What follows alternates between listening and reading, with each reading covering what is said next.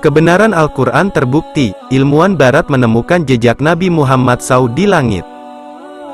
Dunia kembali mengakui Islam sebagai agama yang memiliki kebenaran dalam semua hal. Peneliti barat menyebut, Islam dan Al-Quran jauh lebih dahulu menyampaikan kabar tentang temuan-temuan sains yang baru terungkap saat ini. Terbaru, ketika ilmuwan barat belum mengetahui bagaimanakah wujud sebenarnya dari bintang besar yang mereka sebut black hole, atau lubang hitam, ternyata Al-Quran sudah menyampaikannya berabad-abad lalu. Saat ini, ilmuwan mencoba menghubungkan perjalanan Isra Miraj Nabi Muhammad SAW, dengan misteri lubang hitam di luar angkasa.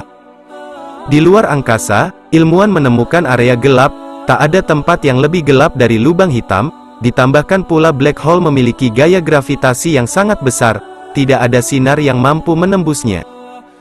Mereka terselubung dari pengamatan mata langsung. Sebagian ilmuwan memiliki alat khusus yang dapat membantu mereka melihat bagaimana bintang yang sangat dekat, dengan lubang hitam tingkatnya berbeda dari bintang lain. Gaya gravitasi yang sangat besar, lubang hitam membantu mereka mengidentifikasi lokasinya. Ketika orang biasa melihat area gelap luar angkasa ini, mereka tidak dapat melihatnya secara langsung. Saat mata mereka melewati atau melampaui batas daerah ini, mereka hanya melihat seolah-olah area ini berfungsi sebagai lensa sains, ternyata memiliki istilah untuk daerah ini disebut lensa gravitasi.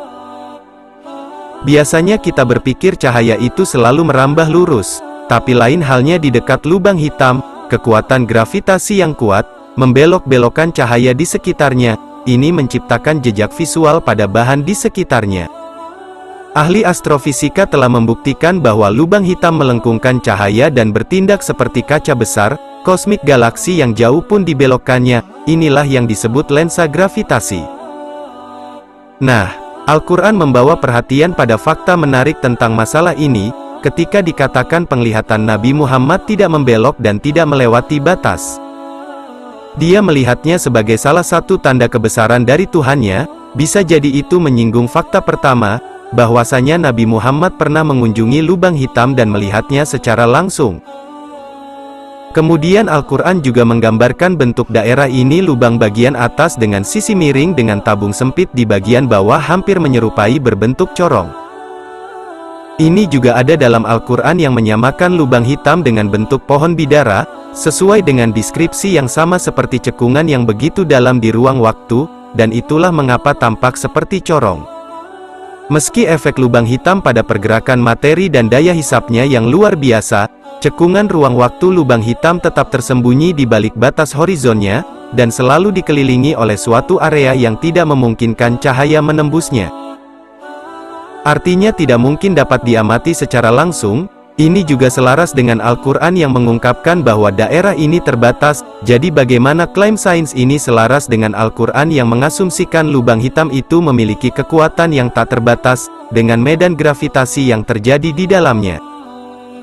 Ini memastikan tidak ada yang mampu, bahkan tidak juga sinar pernah bisa menembusnya. Uniknya lagi, perjalanan ke lubang hitam adalah perjalanan satu arah.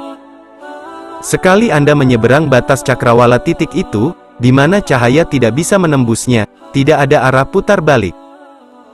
Sementara peneliti seperti George Pulin, Rudolfo Gambini dan Gerard Hoof, baru-baru ini membuktikan sebaliknya, dan menunjukkan energi itu dapat lolos dari lubang hitam dan lubang hitam itu terbatas. Itu berarti pada dasarnya lubang hitam tidak berakhir dalam kepadatan tak terbatas, melainkan bertindak sebagai portal ke alam semesta lain. Fisikawan Inggris terkenal, Prof. Stephen Hawking mendukung klaim ini, dan selanjutnya bersugesti bahwa mungkin ada jalan tembus dari lubang hitam. Jika Anda merasa di lubang hitam, jangan menyerah, ada jalan keluarnya, itu mungkin memiliki jalan ke alam semesta lain. Jika melampauinya, Anda tidak bisa kembali ke alam semesta kita, jadi meskipun saya tertarik pada space flight, saya tidak akan mencobanya. Kesimpulannya, Al-Quran bersumpah demi bintang ketika jatuh, bahwa Nabi Muhammad melakukan perjalanan melalui luar angkasa dan mencapai daerah, menurut Al-Quran adalah salah satu tanda terbesar Allah. Daerah yang jauh lebih gelap dari sekitarnya, kegelapan itu bersembunyi di bentuk pohon bidara di bawahnya, dan tidak ada yang melihat area ini secara langsung, karena penglihatannya akan membelok dan melewati batasnya, akhirnya kita diberitahu bahwa area ini terbatas dan portal ke alam semesta lain. Jadi sepertinya Al-Quran dan astrofisika sepakat bahwa bagaimana Al-Quran menggambar daerah misterius itu, cocok dengan apa yang sekarang disebut lubang hitam.